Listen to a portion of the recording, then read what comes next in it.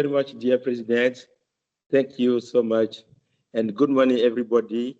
Uh, uh, on behalf of the President and AAPS President and all the Council, I want to welcome everybody to join this webinar, which is the second webinar on this topic, the topic, how to write a winning proposal. So before we start this webinar, let me present to you the agenda of the webinar, the session. So after the welcoming words of the president, I think that he has done the same.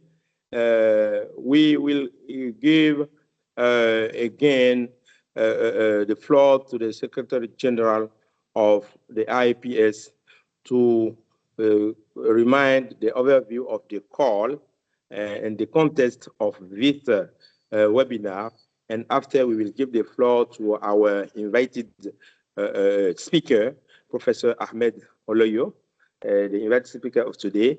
And after this, we will give the opportunity to the participants to ask questions about the webinar and about the topic of the day, or about the general criteria around the call. So, and in the last time, the president will conclude this session. So now, I think that President, you have already given your welcome words to the participants. Yes, I think. Okay. Yeah. Thank you very much, President. Okay. I just want to stress that this grant is sponsored by the AAPS. We thank the AAPS for this initiative, but it is totally managed by the AAPS.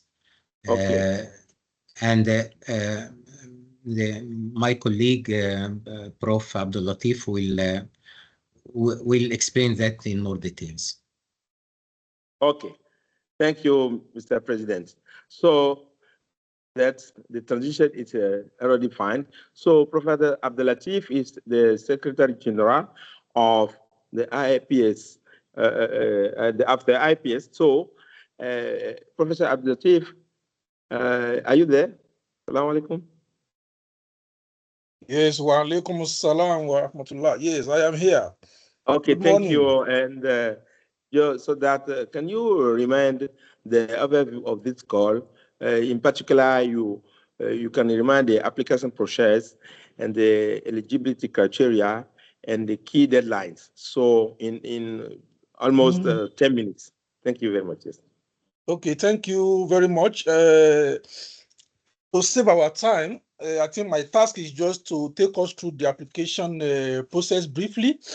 And as the president has said, this grant is sponsored by IUPS, and the sponsorship is due to the collaboration between IUPS and AAPS. AAPS being the parent body for physiological societies across Africa. Like we have the Physiological Society of Nigeria, we have the Egyptian Physiological Society, we have the East African Society of Physiological Sciences, we have the Physiological Society of Southern Africa, just to mention a few. So all of the societies of physiology in Africa as a continent, they come under the umbrella body of AAPS. So, and we are trying our best to ensure unity and collaboration among African countries. So, to be eligible for this grant, we have emphasized that applicant must be a citizen of any African countries. So it means that if you don't have your nationality from an African country, you are not eligible to apply, because we want to use the grant as the capacity building platform for our people. That is the Africans. So you can come from any of the 54 African countries. Then the second thing we want is that you must be affiliated to any of the higher learning institutions or research institutions in Africa. So it means that if you are not working in a university, but you are working in a research institute, as far as it is within Africa, you are eligible to apply. Then you must be early career, meaning that your PhD must not be more than 7 years. That's the benchmark we have set. We don't want this grant to be given to very senior people or people who are already at professorial cadre. So we want applicants to be early career that are on senior lecturer or below. So depending on the way the ranking of academic position in your university is or in your country, it means in some contexts, you can be assistant professor, which is equivalent to senior lecturer in many settings. But if you are an associate professor or a full professor, you are not eligible to apply. But senior lecturer or assistant professor and below, you can apply. But you need recommendation letter from people in professorial cadres. It means you can get recommendation letters from associate professor or for full professor, but themselves, they cannot apply. And the other criteria is that you must be registered in any of the societies affiliated to AAPS. It means that if you are from East African countries, you must be a member of the East African Society of Physiological Sciences. If you are from Nigeria, you must be a member of the Physiological Society of Nigeria. Where is that noise coming from? Nala, please, can you mute that person? Okay. So if you are from Nigeria, you must be a member of PSN. If you are from Egypt, you must be a member of the Egyptian Physiological Society. I'm just giving an example. From Southern Africa, you must be a member of PSSA. So because we want to ensure that the people we are giving our grant to, they are people who are affiliated to our societies and who are also participating in their activities, either as a financial member. So if you apply and you are not a member of this society, there is a way we will confirm your membership internally among our societies to be sure that you are a member of our societies in Africa. And we are trying to promote multi-country application. So your proposal has an added advantage if your application consists of members or team members from many African countries. Like for instance, if you are submitting an application from Nigeria, look for people from other countries, like from Kenya, from Egypt, from South Africa, to be part of your team. So because we are trying to promote collaboration among our country members, so multi-country application will be given more priority. And the ceiling for the grant will be 5,000 USD. So meaning that we receive 30,000 USD from AAPS, and we want to use all of the 30,000 USD to award these grants. So it means we can have maximum of 6 projects, but it does not mean we may not have more than 6 projects, especially if we award less than 5,000 to some projects. So the maximum number of projects we'll award is 6. No, I mean the minimum is 6, and the maximum amount for any project will be 5,000 USD. So depending on how much we award to each project, we may have 7 or 8 projects eventually. Then the project duration is for the maximum of 24 months. So it means that when you are designing your project, don't give us a project or a budget that is beyond 24 months, because we want this to be executed in the next 2 years, starting from the date of commencement. And the application is going to be by email. On the call, we have already indicated the AAPS website, AAPS email, to which you will submit your application.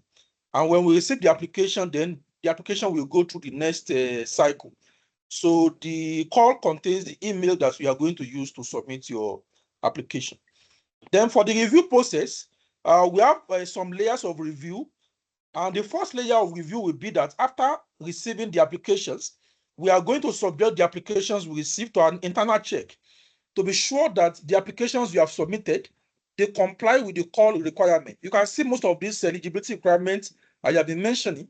So we are going to check whether your application complies with all these requirements first, before we send your application to the reviewers. We will not send any application to reviewer that does not comply with this eligibility check. Our reviewers will only be assessing the scientific merit of your application, after AAPS has considered your application eligible.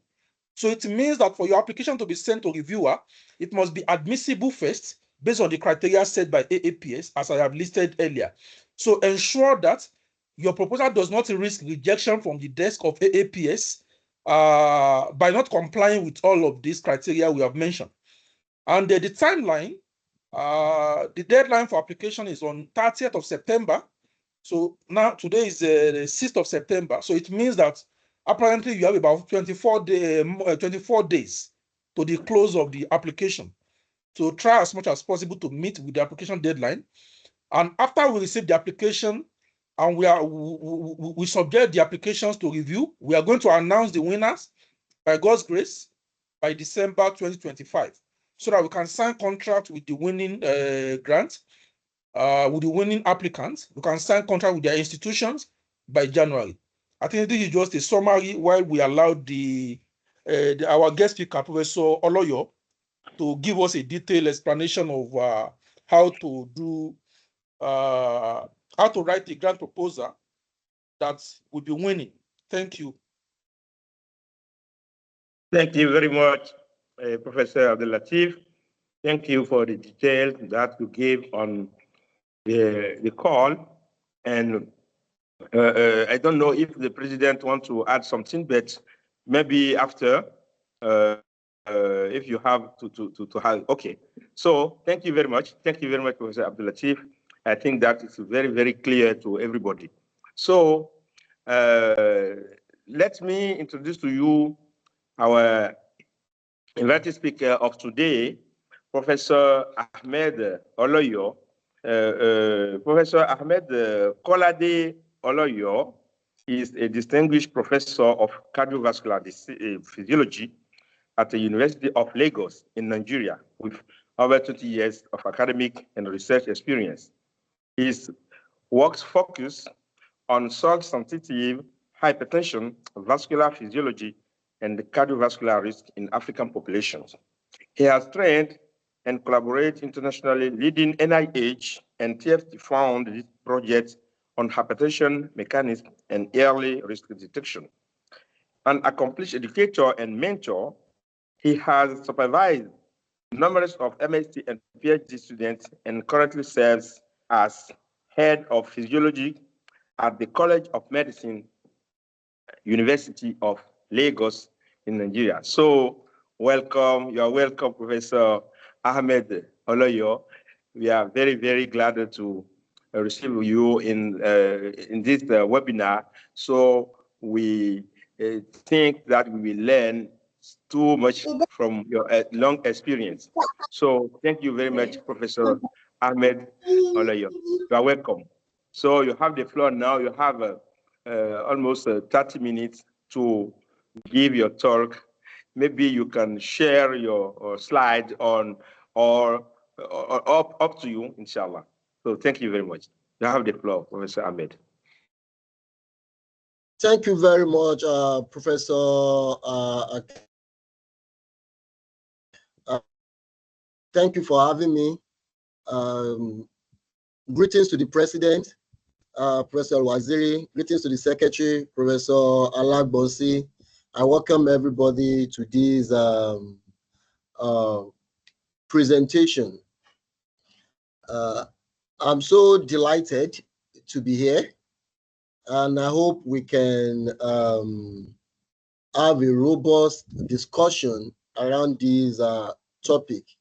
It has always been a pleasure any day, anytime, to give back to the society that built us and to offer mentorship to the younger one. Please, is my screen visible now? Can you see my screen?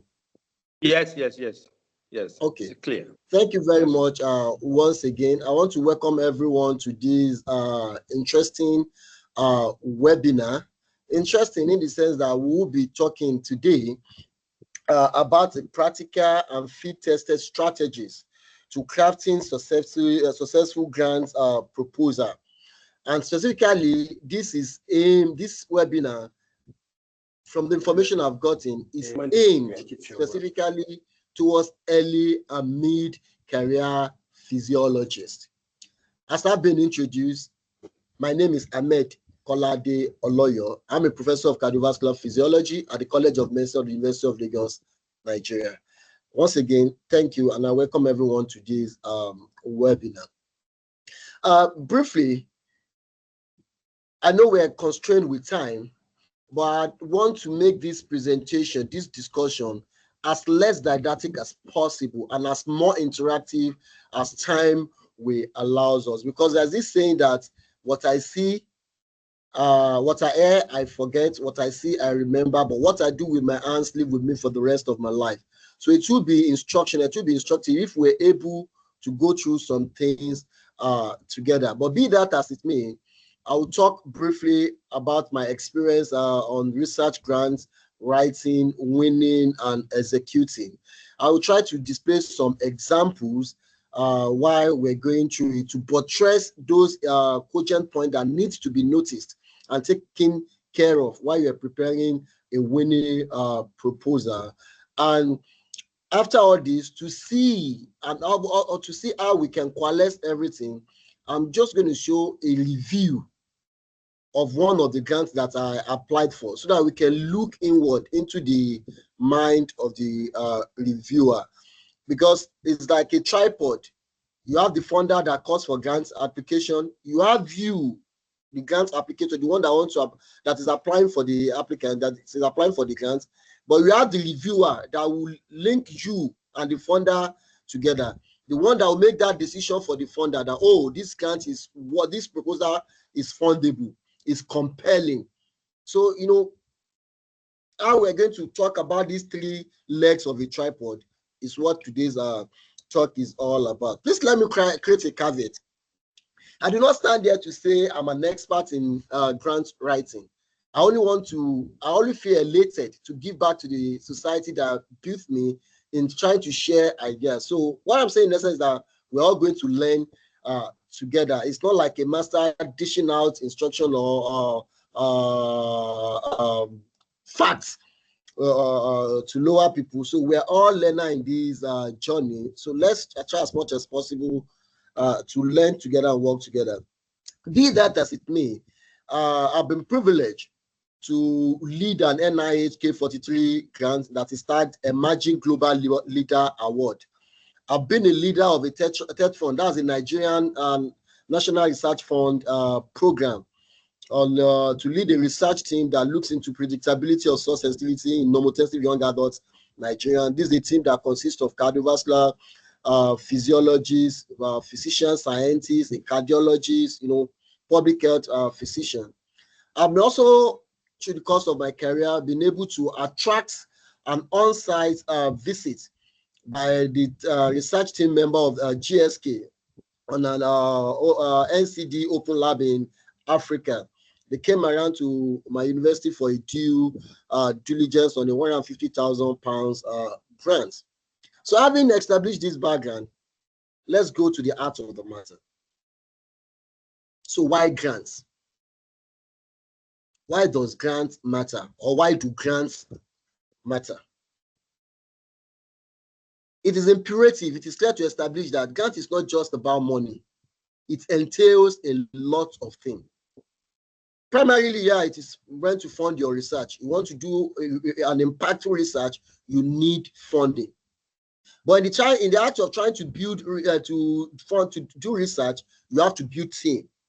The teamwork comes in, you build team, you collaborate, because most problems in this life now are solved by multidisciplinary approach.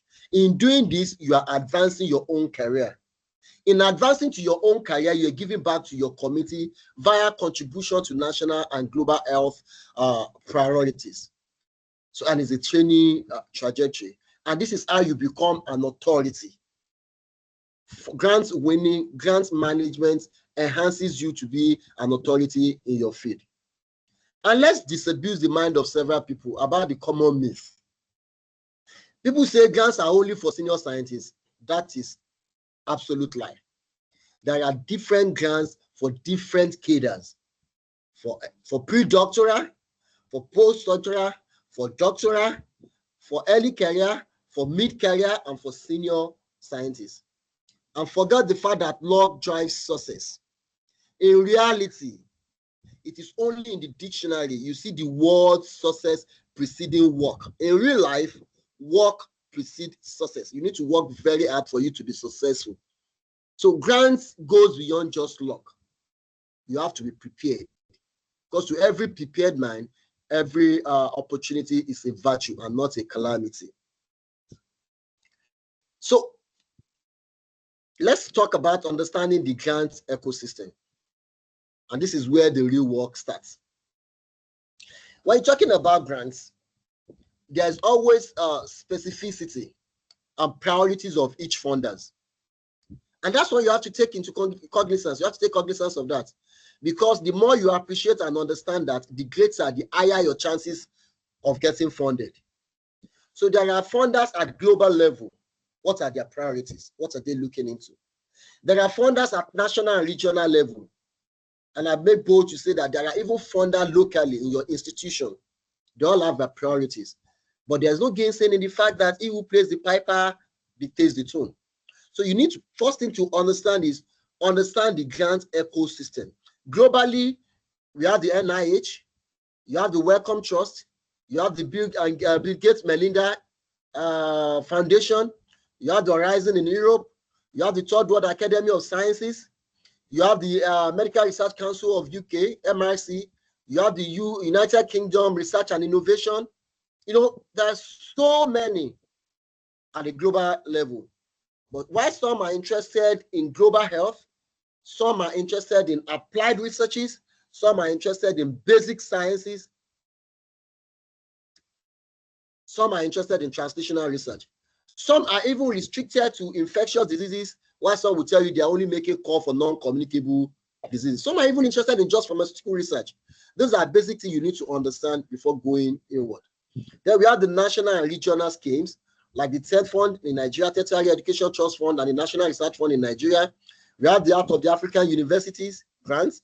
So several funding bodies in at the national and regional scheme. But the most important is that you must align your work with the mission and priorities of these funders. So in other words, before you respond to any call, you must read the guideline carefully. And if you are here listening to Professor Lagbosi, you will understand and appreciate this even better. Because if you are not a member of any physiological, let's say somebody was just surfing the net and see it and try to apply, is brought in dead, is dead on arrival. Because if such a person is not a young or middle or early career physiologist or scientist, if the person is not from Africa, or if the person does not belong to any of our local, any of our regional physiological societies, you see that the priorities of the funder have not been met. So therefore, no matter how good, no matter how exceptional such proposal is, it is dead on arrival. Now, let's go forward.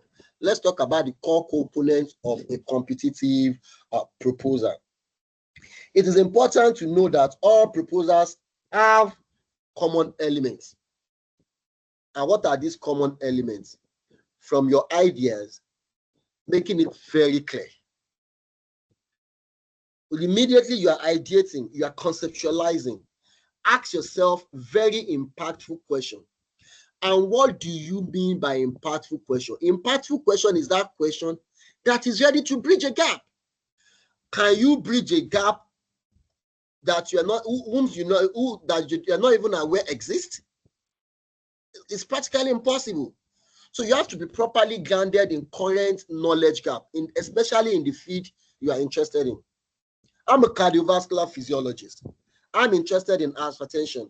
Specifically, I'm interested in salt-sensitive hypertension. Why? Because of African ancestry and the knowledge that I know that we are highly prone to salt sensitivity.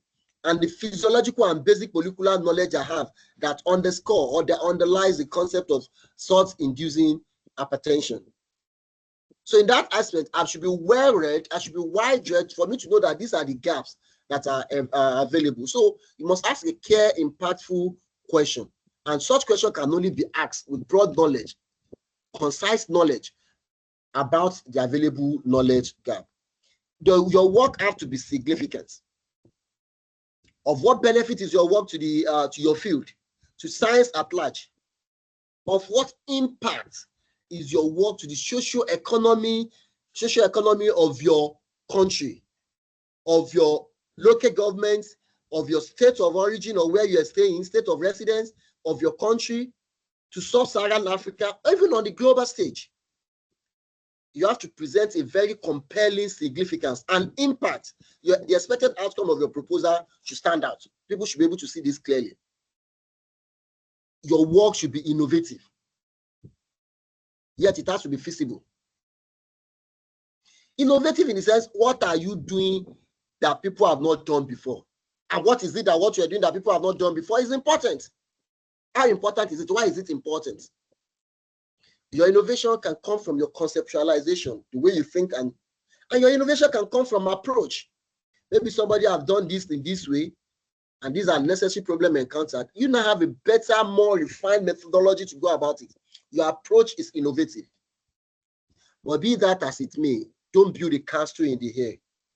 No matter how innovative your study is, it has to be realistic within the budget and timeline enunciated by the funder. If the funder tells you, like AAPS now, they can't afford more than $5,000, don't say because you want to be innovative, you're not bringing a budget of $10,000. It is dead on arrival. Such proposal will not even be considered. If they say they want it under 24 months, calendar months, and you're bringing a study that will last 36 or 48 months, you've already shot yourself in the foot. And the truth of the matter is that the reviewers are scientists and researchers from our community as well. And they are no fools. It is easy to pick holes in proposals. So this thing, apart from an impactful question, apart from making sure that you bring out the significance of your question, apart from the fact that you are approaching or conceptualizing in a very innovative manner, make sure your work is feasible. Then the team and environment is important. It is important to tell you that funders do not only fund ideas, they fund human as well. So your team you should have a very strong, formidable team that will prepare a compelling proposal. I will expatiate on this further. Then your environment. I'll give typical example of how environment have affected me before when we get to discussion or probably along my presentation. So it is important for you to fully clearly establish why you and your institution can deliver.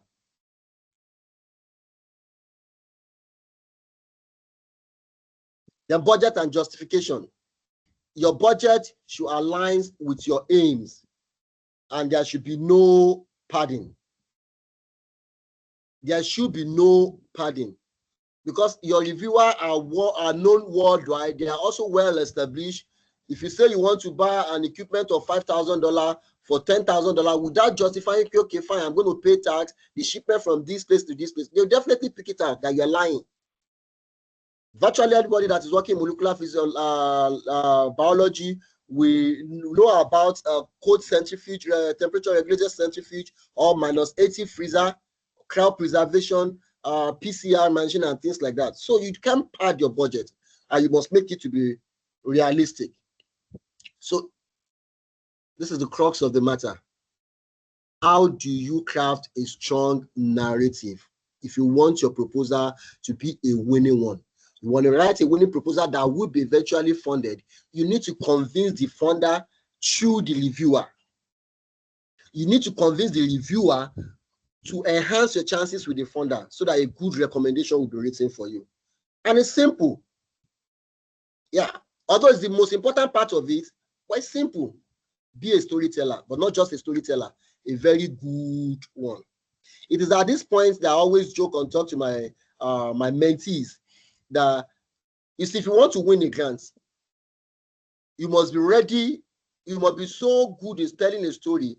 You must be so convincing that you can convince an Eskimo to buy ice. You can convince a river goddess to buy the white sand from the beach. What do I mean? These are people that have this thing in abundance, and still you want to tell them that the one that you are bringing is better off. You have to be very, very convincing. Then how do you write convincingly when it comes to writing a winning proposal? There has to be a logical flow. from your background to establishing the gap, to your hypothesis, to your specific aims or major aims or objective, and to the approach. They must all align with each other. And I'm going to show you some typical example as we proceed. It is important that you use plain but precise language. Avoid jargon overload. Who are you trying to impress with big English? Simplicity trumps. Avoid complex issue, especially when you can. Don't forget that most of the reviewer may not necessarily come from your exact niche. So you should be able to blend science with humor, with art. Talk scientifically in a layman, in a simple language. And that's why there are courses for scientists now based on that have to do with communication. Highlight your novelty. I've talked about innovation. You can't be that. It's important. What are you doing differently, and why are you doing it differently? And what would be the outcome? What is the importance of doing this thing differently? You don't just do this thing differently for doing sake. So highlight your novelty. Tell your funder, tell the reviewer in simple terms, in clarity, how your result will advance the field, how your result will impact your environment immediately and the wider environment. Show yourself that you know what you're doing. Although at this level, for the early and the middle career researcher or scientist, preliminary data might not be very, very important. But for well-established scientists, preliminary data is extremely important. If you're writing for something like an RO1, you have to show you have done this thing before. Nobody wants to play gamble with their money. But maybe RO3, R21, you may not really need much of preliminary data, but it doesn't hurt to have preliminary data. Because preliminary data tells your reviewer immediately that you are prepared. You've conducted some pilot studies. You know where you are going. You know what you want to do. When you don't have good preliminary data, then make the best use of the literature. Cite most relevant recent literature and elucidate on it expansively. Let people know what let your reviewer know what you're trying to do. And it is actually from good literature search that you can actually bring forth the gap in knowledge that you want to bridge. I'll keep saying it over and over again. Clarity over complexity. Your clarity should be bigger than complexity. Avoid complexity as much as possible. You only use complex terms when it is the only thing that can convey that scientific information, and avoid jargons. Like I said, remember that reviewers are human beings like you. They are emotional. Make their job very easy. Don't let them pick your proposal and push it aside, because in fact the first open word is terrible. So use words that they can easily relate with. So what are the keys to persuasive writing? It goes back to storytelling, and you must catch them from your opening statements. They must hook in. For those of us who read novels, we know some novels are page turners. You pick it, you don't want to do anything for that day. That's because the writer can tell good story, and from the first page, this is lovely. That is how your proposal should look like. Your reviewer picks it and falls in love with it, even without knowing you, without seeing you, because you can't be judged physically. You will be judged by your writing. So there should be an early hooking, and that should come from your abstracts, depending on who the funder is. If you are working with NIH, yes, there's abstracts and there are specific aims. If you're working with UK, most of UK funders, you talk about summary, because you talk about case for support. In US, you talk about research strategies. In Nigeria and our NRF, you give background information. You can start with your concept notes, but your concept notes, put your best foot forward, your background information. Let your specific aims be measurable. There's always these smart objectives or aims. Your aims and objectives should be specific. It should be measurable. It should be achievable. And it has to be time-bound. There's no need making a laundry list. I'll do this, I'll do that. It's easier to say. It is easier to say. So don't make a laundry list. Be specific. hit the nail on the head, go straight for what you want to do, and explain it in a very clear time. Then present risk mitigation strategies. This is one thing that most people forget to do. And don't forget, like I said, the reviewers are no fools. They are smart. Let me give you a typical example. Okay, I said I want to do some things about immunology and something like that. So I'm talking about using multiplex, immunofluorescence, this and that. These are new top-notch equipment. What if this equipment fails? What are the mitigating strategy? So don't allow yourself to be judged. Don't allow yourself to be attacked. Present the problem ahead of time. I have said this problem. If this problem ensues, this is how I'm going to mitigate it. These are the preferred solution. That shows you are one step or more step ahead the reviewer, and you know what you're doing. It further confirms that you are properly grounded in what you're doing. Then in all, there should be consistency. Consistency, as we're going to discuss briefly now, from the title of your project to the background information to your aim, maybe major aim or specific aim, or to your objectives, to the approach, to the outcomes and the budget, there has to be consistency. What do I mean? This is the title of what you want to do.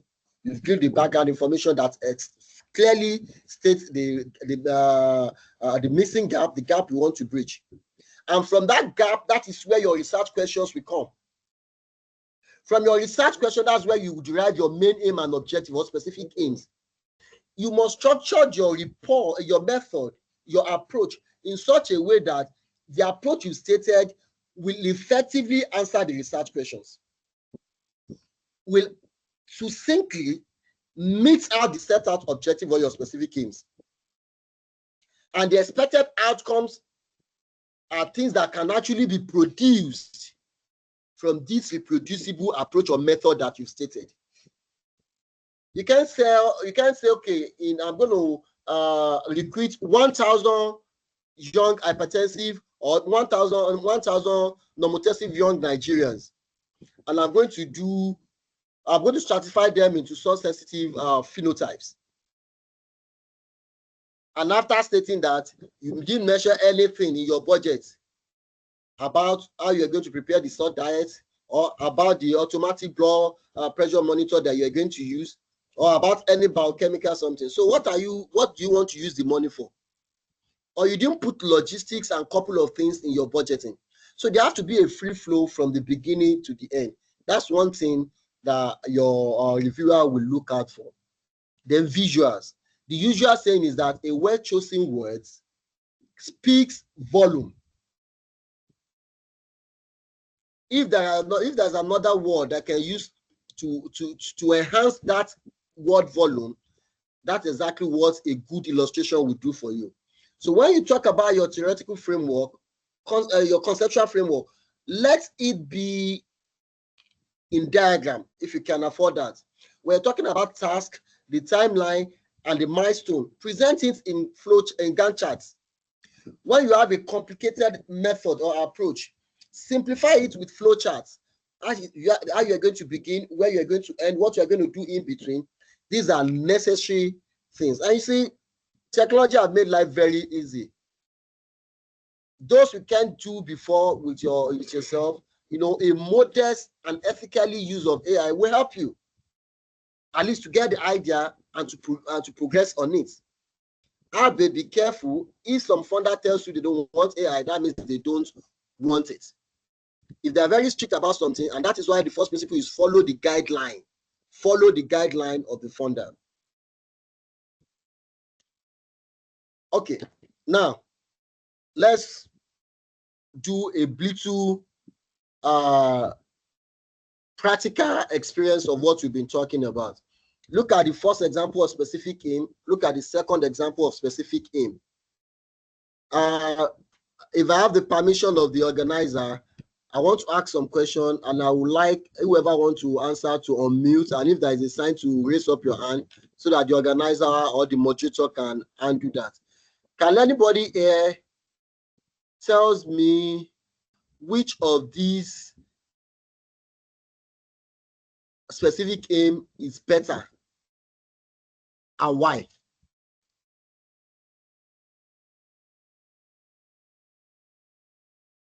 Hello, do you have the attention of my people? Yes. You want the people to reply to your question directly? Yes, I wouldn't mind if that is feasible. If that is allowed and is possible, I would really appreciate that. Maybe at the end of your presentation. Yes, maybe at the end of your presentation, we will give them the floor. So sure. I propose to go ahead. Fine, no problem. After, yes. Okay, so if you look at this, let me just give a typical example. Like we're saying, if the metal where it is hot, go straight to the point. If you have to highlight, let them see what you actually want. These two specific aims are for NIH grants. The specific aim 2 was my specific aim for my NIH K43 award that I got in 2019 in training process. But this grant was actually funded. While the one on the right, on the left side, is for an Arrow 1 grant that I'm collaborating with one of the foremost HIV scientists in Nigeria. But if you look at this, even though it is funded, I could have back then for considering my level again, it could be excusable. It's heavily worded, although powerful words that shows I know what I'm doing, at least from the reviewer comments, if I can say that without sounding immodest. But if you look at the one on the left, see how smart, how simple it is. Straightforward. Hypertension driven by source sensitivity is a growing non-communicable burden among people living with HIV. Straightforward. I let them know what I want to do. And I created my central hypothesis. And to test our central hypothesis, we propose the following specific aim. I have 3 aims. After each aim, I present the hypothesis. This makes life very easy for the reviewer without necessarily complicating issues. That's that for NIH. If you look at the next one, I give an example for UKMRI. There was a grant I recently submitted, although not funded. African Research, this is UKMRC, African Research Leader. They asked for a summary page. Your summary page is what you tell the reviewer, they read it, they know what they want to do. You know, that's why I talk about storytelling. You need to put your best foot forward. Let your reviewer see the first paragraph and, oh, perfect. I feel like reading this one. While this one is an ongoing TED Fund NRF concept note, this is a background information. So in all I'm saying, be concise, be specific, hit the nail on the head, avoid complex words. Simplicity trumps it. Go about it step by step. Prove to them that you know what you're doing. All this we'll discuss further when we're doing answer question. Now, we've talked about your writing and everything. Let's talk about the man behind the writing. You have to build credibility. Like I told you, funders do not only fund ideas, they fund human as well. That is extremely important. What are your track records? Track records have a sequence of importance. So there is level to all these things. At the early career, at middle career, at senior career, as senior scientist, your track record matters. But how do you create a track record? Your publication. Have you published widely in the area you're claiming you are writing a proposal in? If you've not, have you clearly stated that this is a new area you are going into and this is why you are going into it? If you are not, do you have collaborators? Do you have strong teams member? Because at your level, most of the grants they're going to be applying for are mentorship research. You will need a mentor. So is your mentor strong enough to support you? Does your mentor have the name that make that proposal a winning one, a compelling one? So there has to be track record with your publications, your collaborators, your mentors, your preliminary work, your preliminary data that you're going to present that will show you've been working in this area before. The letter of support. If you have collaborators, you have to write a letter that they know what you're doing and they are supporting this. If you are bringing in consultant, the consultant must be able to tell them that, okay, I'm part of this study and I'm supporting it. Then the environment. There are some grants that you need your institution to vouch for you. Maybe your HOD, your faculty dean, the college provost. the academic, the vice chancellor academic and research, or even the vice chancellor, they have to provide you with very strong letter of support. Then show team complementarity. Let me give a typical example here. I'm presently involved in a research grant that is looking at the role of donors' age and ex vivo expansion duration on the omic capacity and cellular efficacy of dental pulp-derived stem cells in packaging. Ahmed, sorry. Yes. Please. So, can you have? I just want to remind you, you have almost 3 minutes to conclude now for the first presentation, and after we can go ahead with a session of question and answer. So you will have opportunity to give another example. Thank you. Okay. Thank you. So show team complementarity. Whatever you're doing, show your team are capable. So what are the common pitfalls and how do you avoid them? Make sure your aim is not overly ambitious. Say whatever you can do. I'll do this, I'll do that. It's not always advisable. So you have to refine. How do you meet up with that? Refine your scope. If your rationale is very weak, that fail to show the significance or impact of your study, then you need to do more literature search. Bring out the gaps from the literature search. If your methods are too vague, that does not show evidence that you can actually meet the set objective through your approach method, then there's a need for you to refine your method and provide details with timelines. And I've said it again, please do not ignore the reviewer instructions. Follow the requirements of the funder to the letter. If you're the type that procrastinates, that you can eventually miss the deadlines, funders are very strict with deadlines. They won't change it for you. So build in buffer time. God forbid it, your laptop may crash, build in buffer time. Start early. So these are practical tips and habits for you to write a winning proposal. You should start early. For a major grant, at least start 6 to 12 weeks before the deadline. Because you start early, you have ample time to send it to your senior colleagues, your mentors, or your peer to help you look at that proposal and critique it. And be that person that is ready to take critique in good faith. Don't sulk. Practice make perfect. You only get better by correction, especially constructive criticism. Always create a bucket list, a checklist. Okay, these are the requirements of the funder. I've met this, I've met this, I've met that. Create a checklist so that you don't miss out something important. Then learn to build a grant library. This funder, this call, what are the previous grants that have been written? For instance, if you approach any program official in NI, they're most likely going to give you a typical example or give you a link to where you can get a typical example of a funded grant. You can use that to shape your own. Then you learn from your own past experience so that you become better. Then always stay informed. Like this webinar you're doing, have a mailing list. There are lots of WhatsApp platforms where they talk about grantmanship. Be part of it. Your professional society, just like what AAPS is doing for us now. So you must always stay informed. So beyond the proposal, winning the grant is just the beginning. You have to know how to manage your budget. You must report because that is the only way you can create credibility. Don't miss any reporting time. You should publish so that you can create a harmonious and good relationship with your funder. If they give you money and you spend it very well and you publish very well, when next you come, they say you are reliable. This one is trustworthy. Then network and collaborate. Start early. Start team early. Do not say I can. Believe strongly in yourself. Get involved in more impactful research. Then there should be continuous learning. Unlearn to relearn so that the learning can become actually fun. Attend grant writing workshop.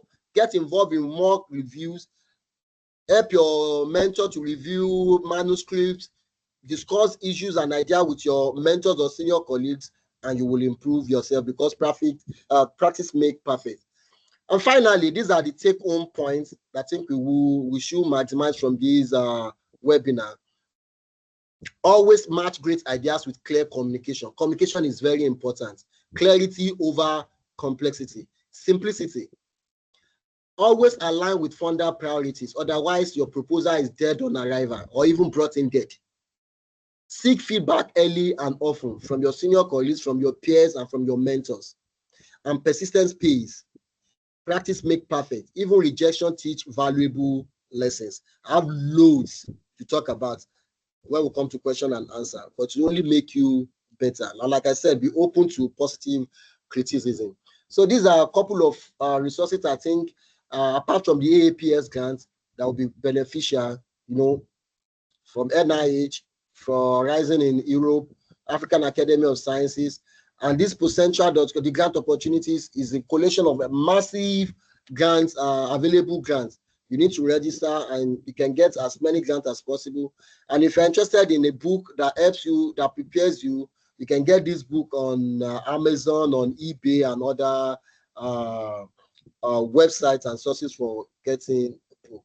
So I think at this point, I'll stop here and I will take questions and from the audience. So I want to thank you all for listening while we further discuss through question and answer. Thank you very much, Professor Ahmed Oloyo. Thank you very much. So, as in 2 Saturdays before ago, on the 24th of August, with the Professor Osama Absewood, today again, with Professor Ahmed Oloyo, we also have a very rich, very clear, and high-quality communication. So, thank you very much. I think that everybody have so many tools to write a winning proposal now. So if I can summarize, I can say that Professor Ahmed Oloyo insists on so many points. So first, read carefully the call. Align your proposal with the mission of the founder, focus on the national priority, and make your proposal clear, impactful, and innovative, and mainly realistic. So make your aims, specific aims, achievable and measurable. Align your budget with your aims, no padding. And it insists also on the importance of preliminary data, pilot result, and evidence. And you must also highlight the novelty of your results, how your results will improve the people condition and advance research. So that is mainly points that I note in your presentation. So now we can move on and go to the question answer session. So we have to give the floor to the participants to ask their question, maybe on the presentation, on the communication, or on maybe on the condition of the call, the eligibility criteria, and so many things that you want to know. So welcome again, and Professor Ahmed, thank you very much again. And we can give the floor to the participant now. So we can register the participant intervention now.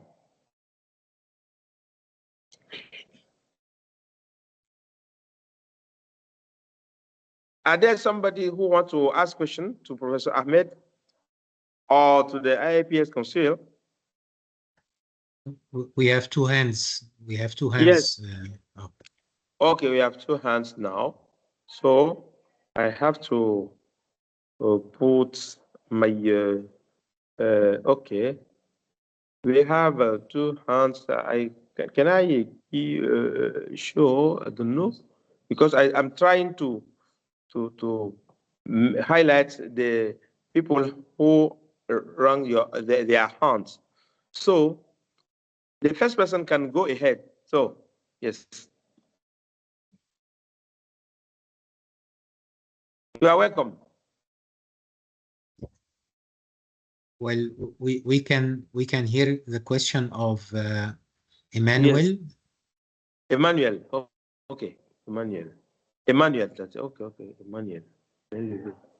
Emmanuel, can go ahead. Okay. My name is Dr. Emmanuel Ezokafo from Department of Human Physiology, Nnamdi Azikiwe University, Nigeria. Okay. Thank you, Mr. Presenter. It's a very wonderful one. I want to know if you have a specific template or format for this grant application.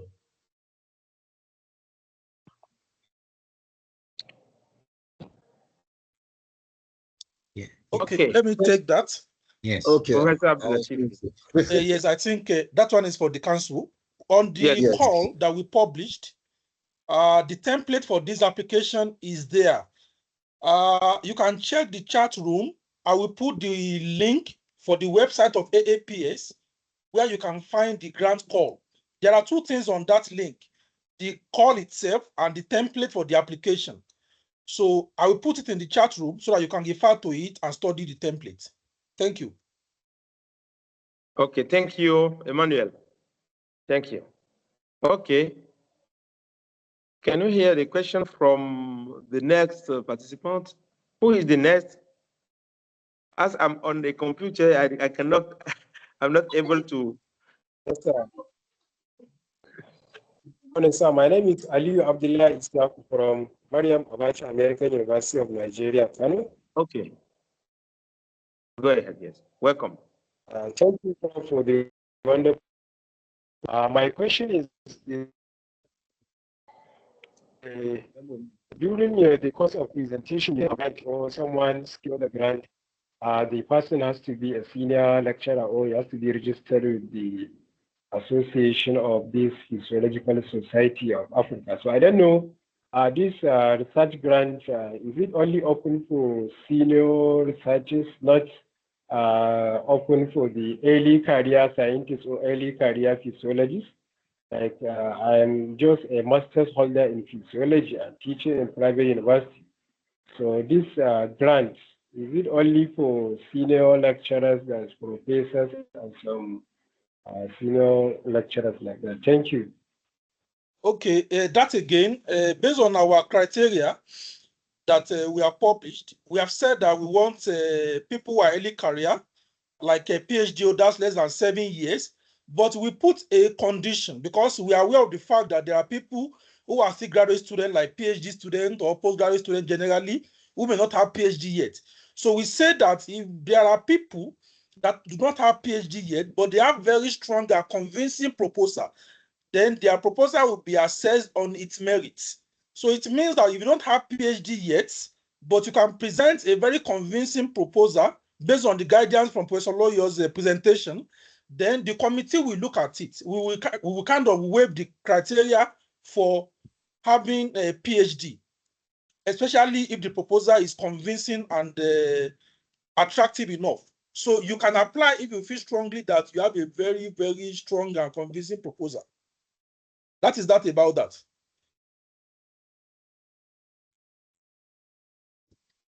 There are a couple of questions in the chat box. I don't know. Hopefully the moderator will look at it, and or if you want me to.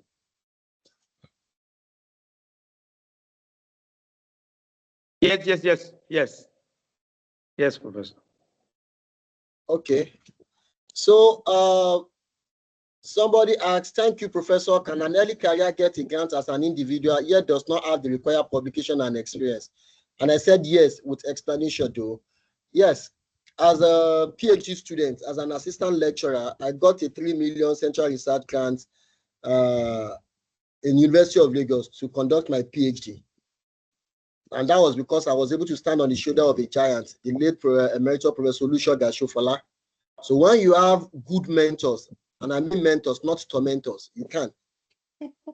People who are really, really interested in your progress, who believe that you being there or does not stop their own success, rather it enhances and say, well, something good about their own training prowess as well. Yes, but that's getting a very competitive one outside the country might be problematic. But you can get predoctoral grants, like I did. I got a predoctoral grant in Tata Inside JRD Fellowship in India. It's a part of the TWAS program. It's one of those links I set out as well. So you are not at every level, I can assure you, at every single level of your career, there's a grant for you that is tailored for you. But whichever way, maybe it is at lower, at higher level, you still have to present your idea in a very compelling way that your reviewer or your funder will find it fundable.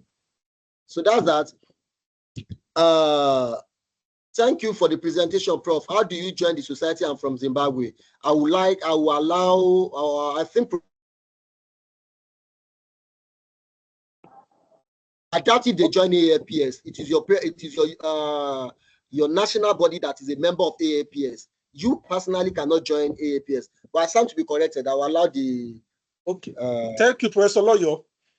So for the people from Zimbabwe, you can join the PSSA, the Physiological Society of Southern Africa. The PSSA covers the Southern African region. It is not South Africa only. It's like a regional society for the Southern Africa.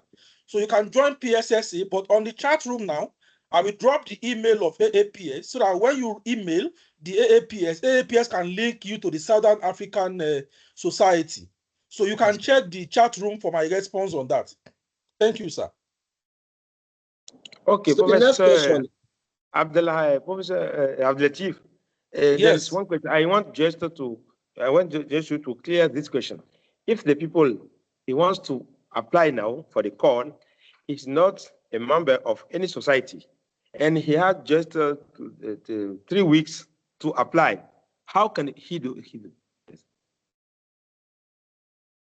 Okay, if you want to apply and you are not a member of the society yet, 3 weeks window is still enough for you to join the society relevant to your country.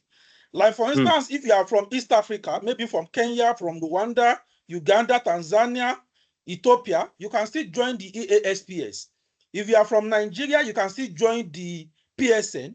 If you are from Egypt, you can join the Egyptian society. You have 3 weeks, you can still join. So for membership of any society, just email the AAPS. I have put the email of the AAPS on the chat room. When you email AAPS can guide you on the society relevant to your country. So just follow the chat room for the email for inquiry about membership. Okay, thank you very much. So one point, people who want to ask questions, they can raise their hands or they can write their question in the chat. So there is one question here from Alfred Juma to Professor Oloyo. How will you handle multiple source of foundings in a case where you submit the same proposal to different founders? Alfred Juma from Kenya. Or Professor Abdulatif. Yes. Thank you, Alfred. Thank you very much for this question. Like submitting multiple manuscripts to different journals, it is not always advisable. But that does not mean it is not allowed. Once you can create a caveat. In fact, some grant body who are very aware of this will ask you, they'll put, have you submitted this to another funder? When did you expect results? In fact, they will go as far as asking you, I'm sure UKR and MIC on that. They'll go ahead and they will go as far as asking you, what is the, which body did you submit it is? Maybe it is NIA, maybe it is this, you have to tell them. It is understandable. But yeah, I think that's just what I can say about it. Be open. Don't do it in a sinister or in a clandestine way. If you've submitted it to another funding body, create a caveat. Let the funder you are submitting to know that you've also submitted this to another funding body. And there have been co-sharing. There have been situations by two, they can fund a particular study, in as much as you know how to separate your specific aim or objectives, that they do not overlap. So. Okay, thank you very much. I don't know, Professor Abdulatif, can you guess people who has raised their hands? As I'm on my phone, I cannot see easily the we have people. we have Simiat, Professor Simiat, I guess. Okay. Yes, that's it. Okay. Okay. Good afternoon. Good afternoon. Thank you for it. Go ahead. And I just have a comment on membership. Whereas it might be easier to join the regional organizations or country organizations in some places, for the Physiological Society of Nigeria, you need to apply and attend the conference. When you're applying, you submit your form during the conference. One is coming up I think in September. So you attend. For somebody who wants to join Physiological Society of Nigeria, you may not be able to use that membership for this call, okay? Because there is a lot of process involved. You go to the conference, you submit your application. The application is supported by 2 mentors, and then you go the following year to confirm you attend the next conference to confirm your membership. So it's a bit of a process to join the Physiological Society of Nigeria.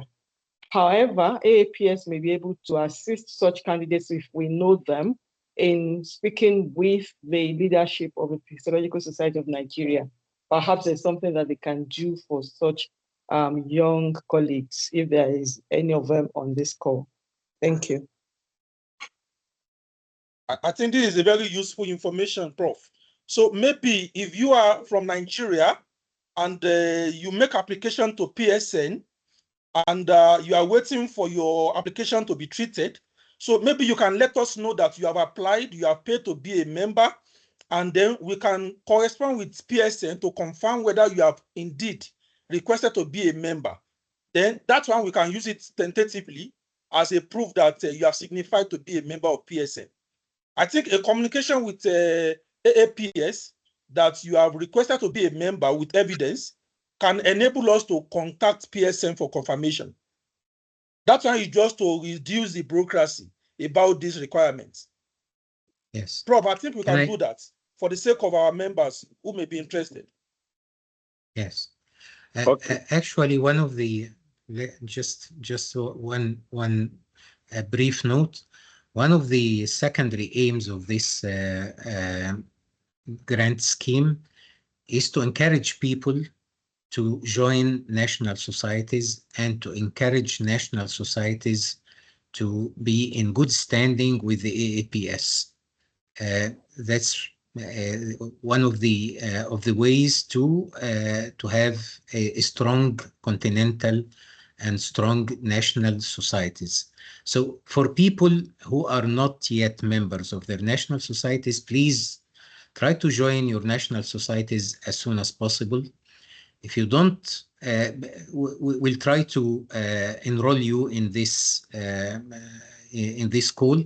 If this is not possible, hopefully there will be other calls that you can benefit from. Thank you. Thank you, President, for this brief comments. So there are another question. We have Fatima Adeoye. Okay. Fatima Adeoye. Okay, good morning, Profs. My name is Fatima Adeoye. Although I'm not a physiologist, I'm an anatomist. I would like to know if these opportunities that have been discussed in this webinar are open to other people in other fields. Well, if you are a member of a physiological society, I think if the society admits you as a member, you can apply as long as you are affiliated to institution, you meet other criteria based on the call. Like maybe you are a university staff, you are a citizen of an African country, and you belong to a society, as we have mentioned. I think you can try, yes. Yes. All right, thank you. Thank you, professors. Then Selako Mahlago. Okay. Seluka. Seluka Mahlago. Seluka. Good morning. How are you? Can you hear me? Welcome. Okay. Yes. Yes. Thank you very much for the insightful presentation. So I have a question. I wanted to ask if you are a member of both AAPS and PSSA, what are the processes of you getting collaboration and submitting this grant application? Okay, Prof, let me take this. Last week, a bit 2 weeks ago, I explained that at AAPS, we have been on a project of building a database of physiologists in Africa. And this was a project that we started during the last council. So because we have foresight of where we are going, we envisage that there will be a time that will be coming up with activities that will be needing collaboration across African continent. So we have a map on the website of AAPS that we have used to document physiologists in different countries. So on that map, if you check the chat room, I will put the link of the map. I'll put it in the chat room now. Click on that link, take your mouse, click on any country in Africa where you want collaborators from. List of physiologists in that country will come up. So it means that the database we have built across the 54 African countries is to give you the name, the email, the area of specialization, the university he or she is affiliated to, the kind of research interest, the kind of equipment they have in their lab, and so on and so forth. These are the information we have put on that map to ease collaboration. So just click on the link in the chat room to identify the country you want collaborators from and explore those collaborators. Their emails are there. You can contact them for further discussion.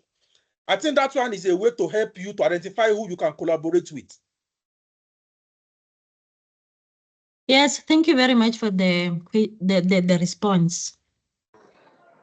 Okay, so I have posted the link for anyone who has the same concern. The link is in the chat box. Okay, there is a question on the chat in regard to PhD candidates. Do you indicate themselves as principal investigators? We also request the audio of this webinar from Mutai Shal University of Kabinga. Professor Ablatif? In regards to PhD candidate, do they indicate themselves as principal investigator?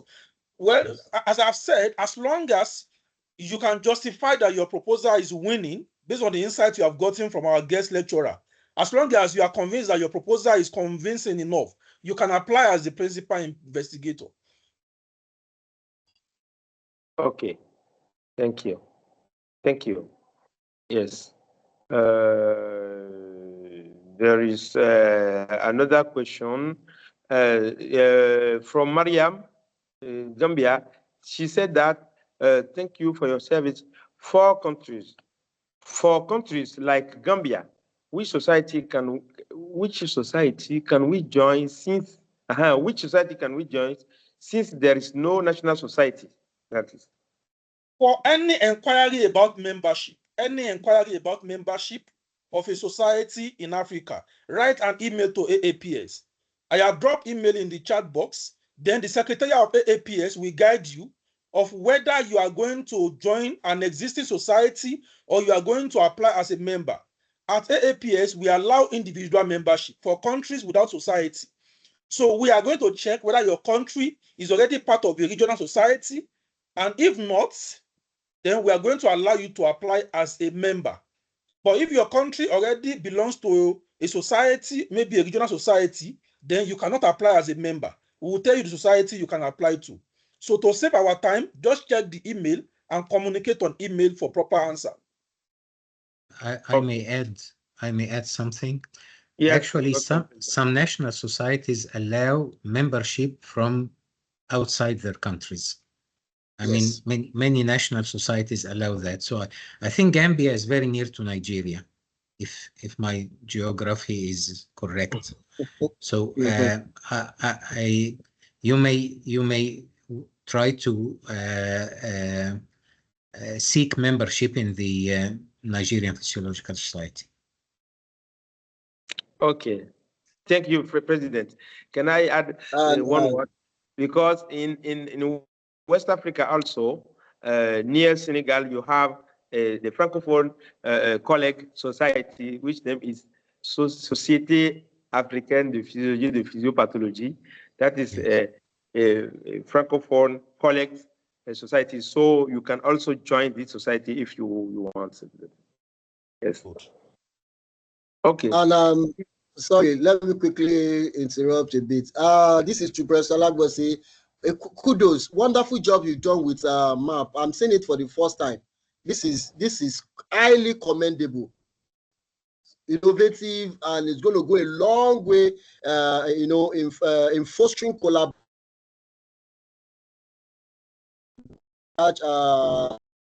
among Africans and sub-Saharan Africa, whichever way we look at it. So this is a great job. But going through it, I don't know. Probably I missed when the request was being made. I couldn't find my name, and as of the last time I checked, I'm a Nigerian. I'm a physiologist. So thank you, Professor Oloyo. I think probably actually, it is a continuous project. I was the chair of the committee that work on this database.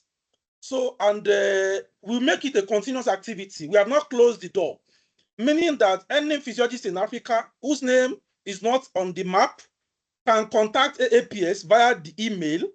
Then we can see how to update the map and include your name. So please feel free to write to the AAPS secretariat through the email so that the secretariat can work on that. Okay, no Thank problem. you, sir. Thank you. Yeah. Thank you very much. Is there another hand raised? No? So, thank you, everybody. Thank you so much, everybody, for this very interesting session of webinar. So, Professor Ahmed Oloyo, who has a very rich experience on this way, gives us so many lessons to read a winning proposal. So thank you so much to everybody to give your time to follow this webinar. So now I can give the floor to the President to conclude this session. Thank you very much, President. Thank you very much, Prof. Akadiri, for the very nice organization, along with our Secretary Nahla. I would like also to thank Prof. Oloyo very much for this very elegant presentation that shows a very extensive experience on grant writing and a long journey with the grants. I'd like to thank all the attendants. I'd like to thank Prof. Abdul Latif for taking on the questions. I'd like to stress one important point.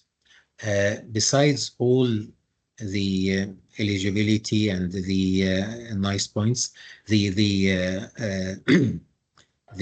nice points in that were presented by the Prof. Oloyo regarding how to write the proposal.